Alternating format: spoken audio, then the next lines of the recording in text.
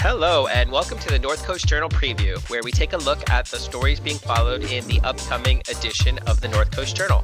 My name is Dave Frank, and I'm joined by North Coast Journal's news editor, Thad Greenson, and arts and features editor, Jennifer Famico Cahill. Welcome, guys. Hi. All right, well, let's get right into it. Thad, what is the cover story this week for the North Coast Journal? The cover story is kind of a twofer. We have a main one and then a sidebar, and they're both basically about do-gooder organizations that are kind of punching above their weight and helping a lot of people in Humboldt County right now. So one of them is looking at Tiny Peninsula Union School out in the Samoa Peninsula, and it's a school of about 45 students, a dozen staff members. And they serve a really impoverished student population. 95% of their students are on free or reduced lunch, meaning they're living in poverty or very close to poverty. And the school just really quickly pivoted to, like many schools, to doing food distribution and kind of making that its focus in addition to online instruction and stuff. But then quickly realized that kind of the family's needs went way beyond food and instruction. And so, for instance, I mean, it started with realizing that a lot of their kids didn't have computers or internet connections out on the peninsula. So they not only took, Chromebooks and iPads from their school and distributed them to families, but also like took the step of setting up Wi-Fi hotspots for specific families that didn't have access. Oh, wow. And then they started realizing that just these kids that there was different economic impacts of these kids many of them who had been at school from like 8 a.m. to 6 p.m. With a free after care program every day, having those kids at home all day, like just more toilet paper used, more soap used, all that kind of stuff. And so they then started this kind of supply chain to home deliver these supplies to families too. And then in a moment that the superintendent principal, Lark Doolin, said was just kind of reinforced everything they've been trying to do is, they've been really teaching kids about being good community members, lifting up their neighbors and stuff. And so they were delivering food to one of their students, and the student looked and said, we're doing okay, but like, what about our neighbors? Who's helping them? And for staff, it was kind of this like, come to Damascus moment of realizing like, nobody else is going to pick up this weight. There aren't really other service providers on the peninsula. So they kind of retooled and figured out a survey that volunteers could go kind of distribute around the peninsula to different homes. And now they are providing meal service and supplies to anybody who's 65 and over and needs them, or anybody with compromised immune systems who needs them.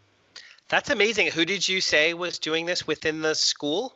Lark Doolin is the superintendent principal, and so he's been kind of leading the charge. But it's, it's a tiny staff. So everybody's playing a role. Their front office staff is fielding calls from families and taking down lists of needs and stuff like that. There are 3 classroom teachers who are doing kind of virtual instruction now, and have included a point where they're asking, all families what they need and what they can do to help them and stuff. So just to dive in a little bit, is it students involved or bus drivers or teachers themselves for the distribution? It is everybody who works for this school. So they're not putting students out there because be putting them in vulnerable situations. But it's my understanding is that it's everybody from custodial staff to cooking staff to after school staff. All of them have been repurposed kind of to this effort.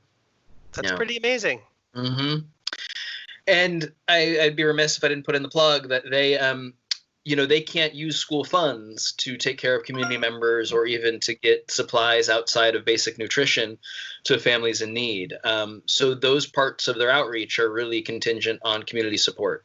And so if you go to the journal story, it has the information about how if you are willing and able, you can contribute and send a check that will help them carry this on for as long as shelter in place lasts.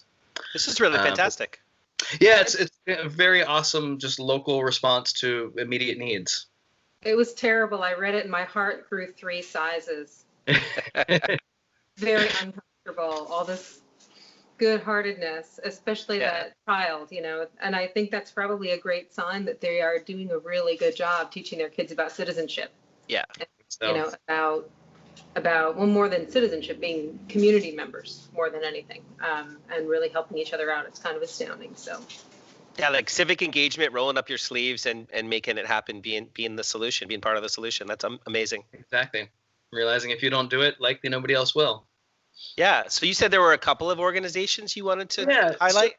The other organization, the other group that we profiled in the cover is Cooperation Humboldt, which is a relatively new nonprofit. I think they've been up and running for a few years now, and had just a fascinating conversation with one of their co-founders, David Cobb, who was the former Green Party presidential nominee back in 2004, and is well known in kind of all political organizing circles here. And I had this really interesting conversation with him where he started out asking me if I knew what a historic conjuncture was. And I didn't. He was very excited to explain it to me. But it's basically the idea that there are these moments in history when after which everything looks different. And for most of our lives, we kind of plod along, and 99% of the time, today is pretty much going to look like yesterday, and tomorrow is pretty much going to look like today. But every once in a while, history throws a dramatic curveball. And so he personally felt like we were on that path anyway, with looming climate crisis and growing income inequality and kind of all these pressures on our political system, which had caused this kind of incredible polarization that we're all experiencing. And so he kind of felt like we were moving in this direction anyway, and was helped found Cooperation Humboldt as kind of a localized solution, and really. The idea basically is that we're responsible for our own backyards, and let's get as many people together to find as many solutions to as many problems as we can. And so Cooperation Humboldt is unique in that it's this really broad umbrella nonprofit organization that has brought in this really diverse, interesting group of people, all passionate about very different things. And it's basically kind of developed this infrastructure of saying, what can we do to help you do the small part of all working towards the same goal? And so I think its most visible projects to date have been like the Lawns to Garden movement. They've done a bunch of workshops and a bunch of actually just like showing up with volunteers to transform somebody's lawn into a vegetable garden. Nice. They've put in little food pantries all through town that you might see. They're kind of like the little lending libraries, but they're food pantries where people can come and take what they need. And then they've also done a kind of a series of symposiums on artists dismantling capitalism. Oh. And then, so those are, I think, have kind of been the most visible projects, but they're doing a ton of stuff. It's been really impressive to just kind of dive into their website and figure out all the tendrils they had. And then right before COVID hit, they were actually on the cusp of launching these 4 really big projects. You can read all about them in the journal. But just as a teaser, I mean, like big things, like one of them was starting a worker-owned collaborative skilled nursing facility. Wow. So like a senior care facility that's entirely worker-owned, that really like all they have to worry about is providing the best care they can and providing a living wage for employees, and that penciling out. So it's just, that's really huge. Imagine that. Especially in Humboldt County, which is under a virtual monopoly, skilled nursing, which is decidedly for profit. So really interesting model. And they'd secured $15 to $20 million in capital investments to start some of these projects. And then COVID hit. And they just had this moment of thinking of kind of much like Lark Doolin at Little Peninsula School, of saying, our community isn't ready for this. And we're in kind of a unique role to try to help. And so they just quickly pivoted kind of all efforts to COVID for the time being. And so that means just really doubling down on their nutrition programs. And so they have this micro garden project right now where anybody can call up and say, I want a micro garden, and they will deliver like a planter box, the soil, and the starts. And then they have video tutorials on how to grow your micro garden. So even if you've never planted a vegetable garden before, they will walk you through the entire process. Which this is the time, right? I mean, absolutely. This is the time. Absolutely. And their Lawns to Gardens program is still going. They're, practicing social distancing. They will send a mob of volunteers to your house to, put in a vegetable garden in your front lawn, and then walk away, and then you can come out and plant it. So they're doing a lot of cool stuff like that, but kind of the really cool.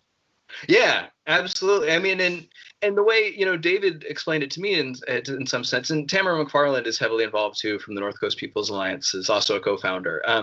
And they both really kind of described it as they see this transformational potential in this moment. They see Humboldt County coming, with the potential to come out of COVID shelter in place, whatever it looks like on the other end, as a stronger, more resilient community, which is really exciting. But what I was going to say is that the most ambitious kind of project they've done is they launched this online registry where anybody can go register to volunteer for the organization. Amazing. Or go and register a need. And so they've had hundreds of these needs registered, and it's everything from food insecurity stuff, or I need somebody to go pick up my prescription, or I need help getting to a medical appointment. I need crisis intervention counseling. I mean, the range has been really diverse, and they have volunteers all through the county and team members based geographically, and they have some data entry people who are putting all these needs and all these volunteers into spreadsheets. My goodness. And it goes out into the field, and a team leader says, okay, so-and-so over on C Street needs his prescription picked up. How do we get that done? And they get it done, which is just, to me, is really incredible. This is like white blood cells rushing to a wound. Just it's so inspiring. I did not expect to hear all this good news today. This is really great. It is kind of astounding to think of people looking at this, what is, a disaster, and seeing an opportunity for a good, or seeing like, okay, this is a chance for us to jump in and change things. Like you hear about things like, governments or, nefarious forces taking advantage of a moment like this in order to, do all kinds of bad stuff, take advantage, limit rights, et cetera, et cetera. And then you see people who come forward and think, well, this is how we can expand our network of doing good. And it's amazing and honestly disorienting for me. I recently talked to somebody from Connecticut who was talking about how in their community, too many of the people who used to volunteer are high risk people because of their health or age.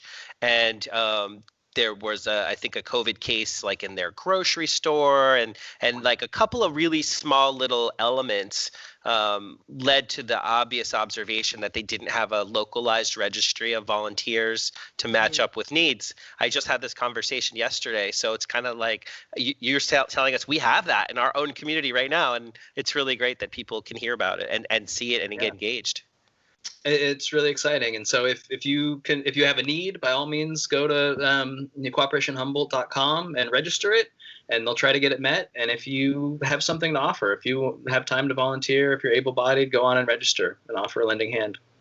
So speaking of Cooperation Humboldt and volunteering, I noticed that there was an article on your website about the Food for People event last week on Friday. Yes. You want to tell us a little bit about that? Yeah, so this is actually a great example of everything that we were just talking about. So Food for People relies very heavily on volunteers, and a huge percentage of its volunteer force is over the age of 65, and so they can't use them anymore. And so they got a massive food distribution from the California Association of Food Banks, of like 1,100 boxes of food. And obviously it's time of tremendous need in Humboldt County right now, so they wanted to get this food out there and they needed help. So they called Cooperation Humboldt and said, we need volunteers, and Cooperation Humboldt sent 10 over. And they did a massive food distribution on Friday and served, I think, 375 cars representing 400-something households, and gave away 550 boxes of food. That is amazing. Yeah. So shameless plug, last night we did an interview with Ann Holcomb, who is the executive director of Food for People. So there will be an interview that's going to air on Access Humboldt sometime in the near future. So I figured I would let you guys know that there's she had a lot to share about the organization and the services it provides across the county. 17 different communities around our county are served by them. Plus they have all sorts of programs for students, and among other things. So what we need to do now is transition over to you. How about you, Jennifer? What are you working on the Arts and Features beat? Well, actually, this week we have a piece from the archives. It was time. I looked at everybody online making sourdough, and bless your hearts, everyone making the sourdough. Yeah. Enough, basta. I think we have enough starters. I'm concerned that the mothers are going to like demand rights. They're all going to become sentient by the end of this thing. So I looked at some, old journal articles that we've had, especially from Simona Carini, about kind of cooking with staples. And, we've done pieces where she worked with, dry beans and things like that most recently. And I looked back and I found her, I think it was a 2013 piece about making pasta by hand. And she has this awesome. great recipe that's 2 ingredients. All it is semolina, flour, and water. So you just this one type of flour, which is not the bread flour that everyone has bought out to make their sourdough. You left me nothing. You left me nothing, Humboldt.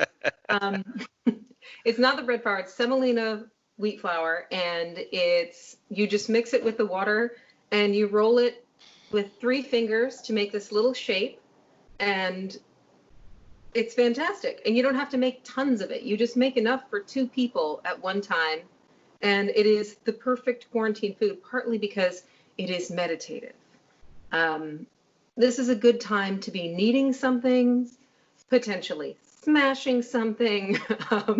It's a good time to really turn to food for meditation and for escape, for pleasure. But it's also a time when we might not have money for food.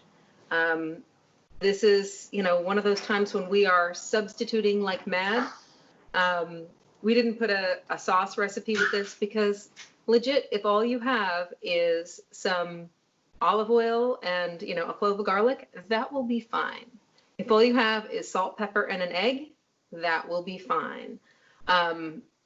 Simona's Italian, and she has family in Italy right now under a much stricter lockdown than ours. And she has lots of people to worry about. This is her home too. And so if she can take a wonderful cultural practice from her home to ours to help us be a little less crazy in our houses, I think it's wonderful. And I'm just so glad that we have her catalog to draw on. Probably a great thing to do is just go, like I've said before, go to our website and just search Simona Carini, and she will have something on there for you that will be wholesome and just make you feel good. So authentic comfort food and other recipes available. Just look up Simona. Yes. And okay. What are you eating, David? An awful lot of soup and frozen vegetables. Mm-hmm. But we cook pasta weekly, once a week too. Thad, what are you eating? A lot of bean stew right now. Mm-hmm. I think, we naturally are drawn to these things, these comfort foods, these like stick to your ribs, long cooking things, because we need something to do and, we need comfort. So try the pasta. It's so easy.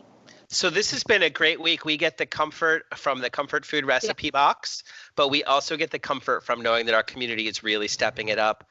And one last thing that we need to, I think, mention before we go is that there was a stretch of several days where there were no new COVID cases. So people really are stepping up to the plate. And you can find out more about that in this week's North Coast Journal. That's just about wrap it up for us, guys. Everybody out there, go find these articles online, inform yourselves, and stay safe.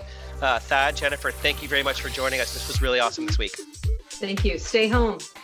Yes. Wash your hands. Take care, everybody. Bye. Till next week.